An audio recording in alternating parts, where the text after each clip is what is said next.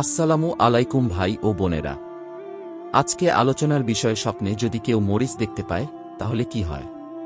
তবে পূর্বের মতো আমরা এখনও বলি যে একই স্বপ্নের ব্যাখ্যা ভিন্ন ভিন্ন হতে পারে, তা আপনার বয়স, পেশা, বিবাহিত নাকি অবিবাহিত, নারী নাকি পুরুষ ও আপনার বর্তমান পরিস্থিতির উপর নির্ভর করে। স্বপ্নে মরিচ দেখার ব্যাখ্যা আমরা কিতাব থেকে যেটুকু পেয়েছি তাতেই আমরা বর্ণনা করেছি। আশা করি আল্লাহর অশেষ রহমতে আপনারা সকলেই ভালো আছেন, আলহামদুলিল্লাহ।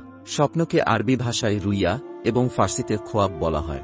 হযরত হুরায়রা রাদিয়াল্লাহু আনহু থেকে বর্ণিত, রাসূলুল্লাহ সাল্লাল্লাহু আলাইহি ওয়াসাল্লাম ইরশাদ করেছেন, রুইয়ায়ে সালেহা তথা ভালো স্বপ্ন আল্লাহর নিকট থেকে দেখানো হয়। তবে স্বপ্নটি সত্য কিনা মিথ্যা হবে তা সম্পূর্ণই আপনার উপর নির্ভরশীল।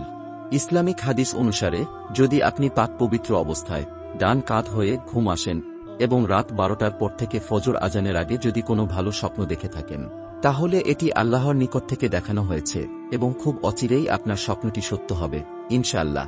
স্বপ্নের এই ব্যাখ্যাটি আমরা ইবনে সিরিন রহমতুল্লাহি আলাইহি এর স্বপ্নের তাবির বই থেকে নিয়েছি। স্বপ্নে মরিচ দেখার ব্যাখ্যা হল অন্যান্য সম্পদ একসাথে রক্ষা হবে তার ইঙ্গিত বহন করে। যদি কোনো ব্যক্তি স্বপ্নে মরিচ দেখে তাহলে তিনি অনেক সম্পর্কে রক্ষা করবেন।